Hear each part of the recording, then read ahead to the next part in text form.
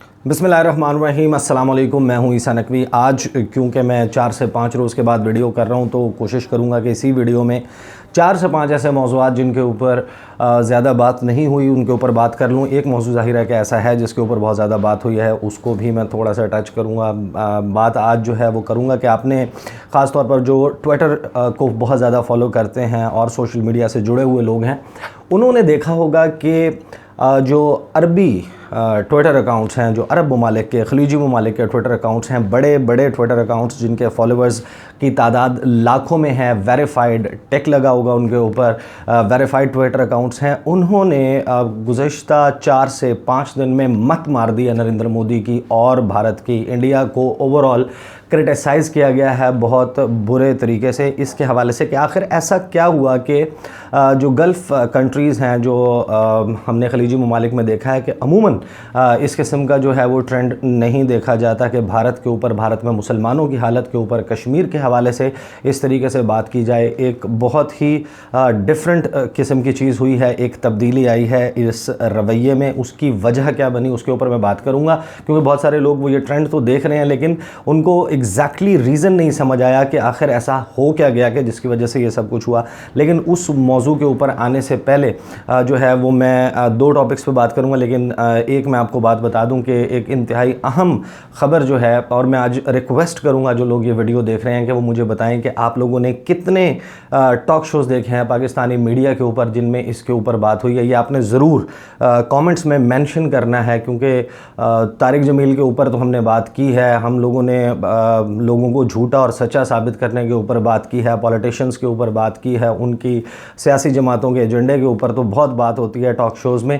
लेकिन क्या किसी ने ये मेंशन किया है कि भारत में जो कि ख़ुद को दुनिया की सबसे बड़ी जमहूरियत कहता है, एक सेकुलर मुल्क होने का जो दावेदार था, जिसके ऊपर इस वक्त जो है वो आरएसएस की आइडियोलॉजी जो है वो बुरी तरीके से काबिज़ है, क्या किसी ने ये रिपोर्ट किया है? क्या किसी टॉक शो ने ये बात की? क्योंकि बहुत इंपॉर्टेंट बात है कि वहाँ की रियासत उत्तर प्रदेश जो कि शुमाली भारत में है, वहाँ के 2 अज़ला में, गाज़ीपुर में और फ़र्रुखाबाद में, पुलिस के अहलकार जो हैं वो मसाजिद में गए हैं और बाकायदा रियासत की तरफ से पाबंदी के अहकामात के अज़ान नहीं दी जाएगी, लाउड स्पीकर का इस्तेमाल नहीं किया जाएगा। ये हमारा पड़ोसी मुल्क एक बड़ा मुल्क है, 1 अरब 30 करोड़ से ज़ायद आबादी का मुल्क है।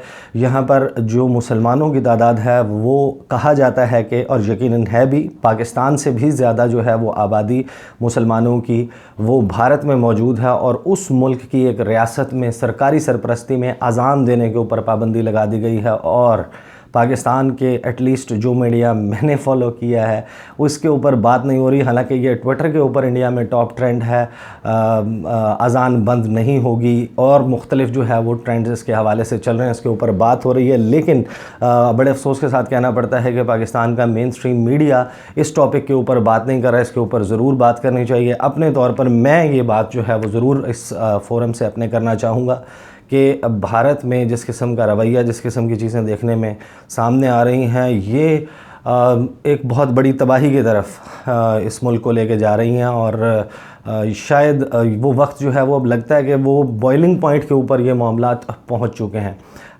वीडियो के मेन टॉपिक के ऊपर आने से पहले, क्योंकि मैंने आपको बताया जैसे कि मैंने काफ़ी दिन से वीडियोज़ नहीं की, तो 25 तारीख को आनी थी शुगर माफिया के हवाले से फॉरेंसिक ऑडिट की रिपोर्ट, और वज़ीर-ए-आज़म इमरान खान ने ये वादा किया था कि वो बहुत सख्त कार्रवाई करेंगे उन लोगों के ख़िलाफ़ जो कि इसमें मुलव्वस पाए गए। अब हमने देखा है कि इसमें थोड़ा सा डिले जो है वो 3 हफ़्ते की दरख्वास्त की गई है टीम की जानिब से, और उसकी वजूहात क्योंकि आप फॉलो करते हैं मैं उसमें नहीं जाऊंगा, वो वजूहात भी सामने आ चुकी हैं। काबीना ने फ़ैसला करना है कि कितना वक्त लगेगा यहाँ पर।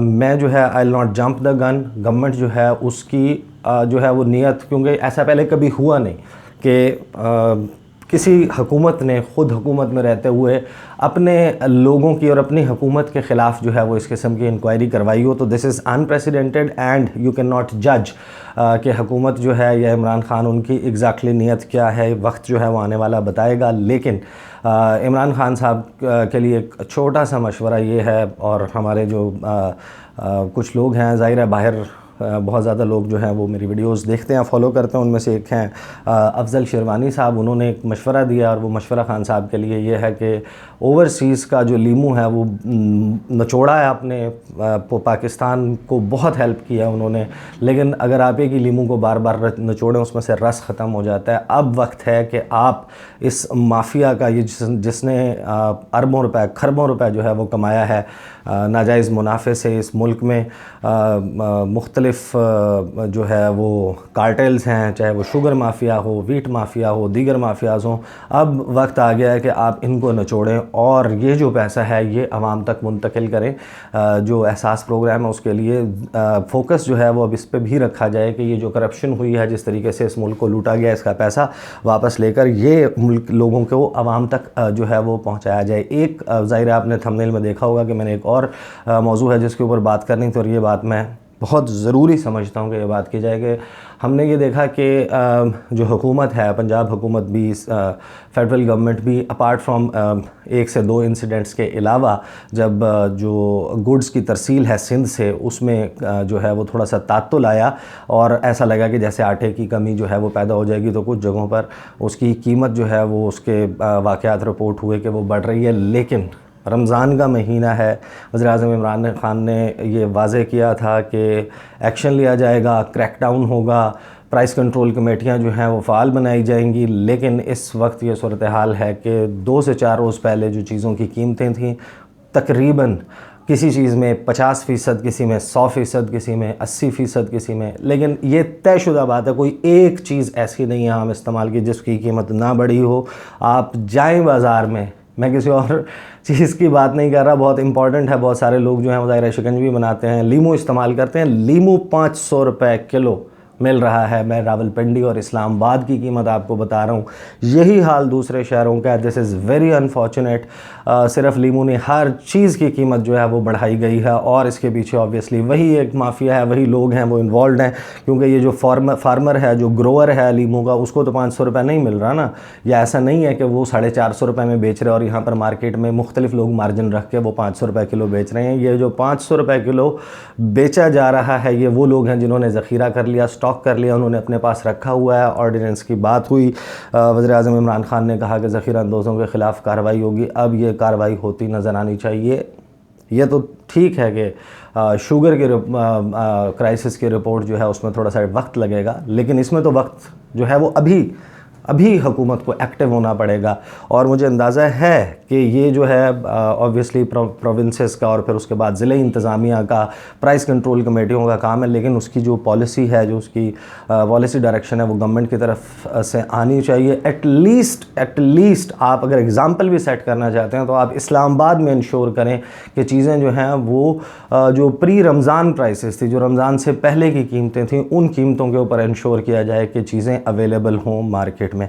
अब आ जाते हैं उस मौजू की तरफ जिसके हवाले से मैंने बात करनी थी कि ऐसा क्या हुआ है कि ट्विटर अकाउंट्स जो हैं वो जो गल्फ़ कंट्रीज़ के हैं वो पागल हो गए हैं, बिल्कुल गुस्से में पागल हो गए हैं। और नरेंद्र मोदी को, भारत को जिस तरीके की जो है वो अपोजिशन, आज तक ऐसा नहीं हुआ कि इस तरीके से पब्लिक के लेवल के ऊपर इतना सख्त किस्म का रिएक्शन आया हो। एक तो इसमें मैं ज़ाहिर है मैं वीडियो भी कर चुका हूँ कि जो तबलीगी जमात से ताल्लुक़ रखने वाले भारत में मुसलमान मौजूद हैं, उसके हवाले से मैं तफसील से वीडियो कर चुका हूँ, आप देख लीजिएगा कि किस तरीके से उनको ये कहा गया कि ये कोरोना वायरस फैलाने का सबब बने, और जो भारत में कोरोना आया है वो सिर्फ़ और सिर्फ इनकी वजह से आया। एक तो ये कि उनको टैग किया गया, और उसके बाद एक सीरीज़, एक बाकायदा जिसे कहते हैं कि हुकूमती सरपरस्ती में और मीडिया वेंट बॉन्कर्स, बिल्कुल भारत में मुसलमानों को अटैक किया गया। इस हवाले से भारतीय मीडिया की जो डिस्कोर्स है उसमें ये साबित करने की कोशिश की गई कि मुसलमान ना होते तो कोरोना ना होता, कोरोना जिहाद हो रहा है और मुसलमान जो हैं वो हिंदुओं के ख़िलाफ़, भारत की जो दीगर मज़ाहिब से ताल्लुक़ रखने वाले लोग हैं उनमें कोरोना फैला रहे हैं। इसके ऊपर डिबेट चल रही थी। उसमें मुसलमानों को विक्टिमाइज़ किया जा रहा था। ये डिबेट फैलते फैलते ये ज़ाहिर है एक बहुत बड़ा जो इंडियन डायस्पोरा है वो पूरी दुनिया में मुख्तलिफ ममालिक में रहते हैं, खलीजी ममालिक में भी रहते हैं, वहाँ पर ये डिबेट पहुँच गई। बात हो रही थी लेकिन ब्लो अप नहीं किया था इस सारे मामले ने।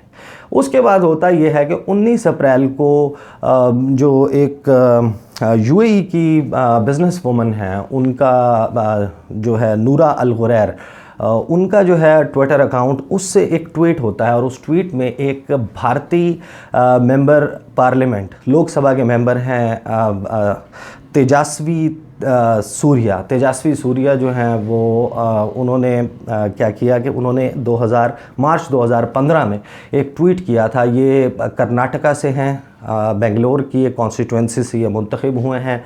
ये आरएसएस के स्वयं सेवक हैं। स्वयं सेवक जो है वो उनका वर्कर होता है और ये एक्टिव पैरामिलिट्री किस्म की ट्रेनिंग जो है वो लेने वाले लोग होते हैं। बीजेपी के टिकट के ऊपर ये इलेक्ट हुए थे। इन्होंने एक बहुत ही मिसोजिनिस्टिक किस्म का, मैं क्योंकि बहुत डिफरेंट किस्म की और मुख्तलिफ एज ग्रुप्स की और जेंडर की ऑडियंस है मेरी, तो मैं I will not go into the very specific details के वो ट्वीट क्या था। आप लोगों में से अगर कुछ सर्च करना चाहे तेजस्वी सूर्या, उनका ट्वीट जाके आप सर्च करें। उन्होंने अरब ख़वातीन के हवाले से इंतहाई डेरोगेटरी और ऐसे अल्फाज के ऊपर मुश्तमिल ट्वीट की।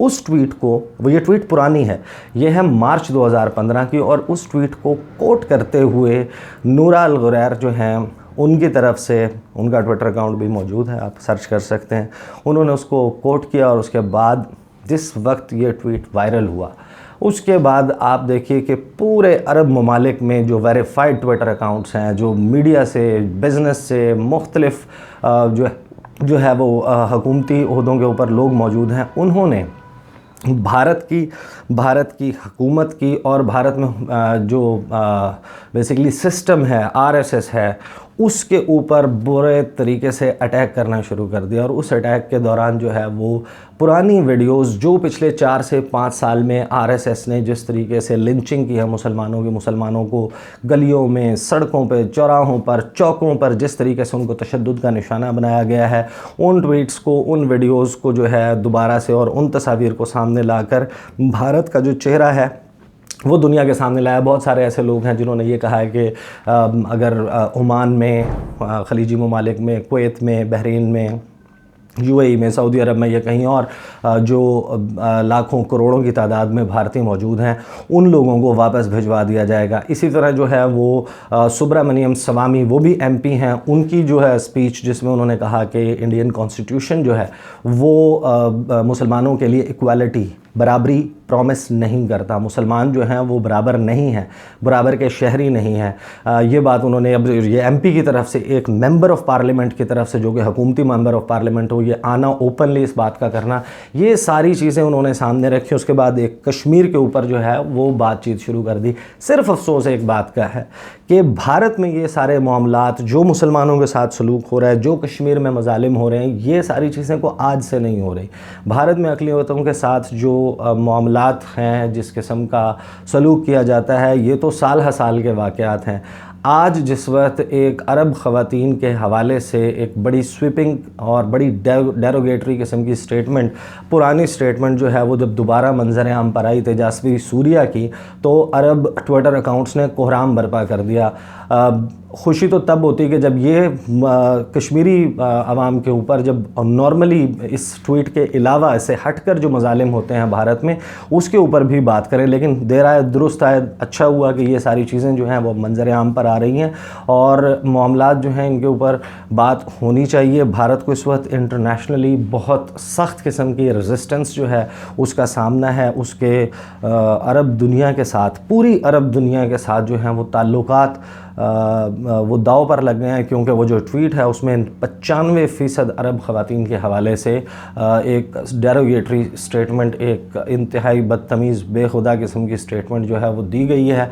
उसके बाद 20 तारीख को तेजस्वी सूर्या ने ये ट्वीट अपने ट्विटर से डिलीट कर दी, लेकिन ये मामला जो है वो फिर भी ठंडा नहीं हुआ।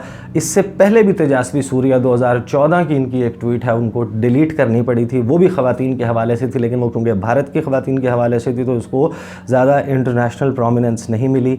ये सारा मामला भारत के मेन स्ट्रीम मीडिया के ऊपर 24/7 डिबेट हो रहा है, डिस्कस हो रहा है और पाकिस्तानी मीडिया इसके ऊपर बात नहीं कर रहा है। ये हमारे रीजन को अफेक्ट करता है, ये मुसलमानों के हवाले से गुफ्तगू है।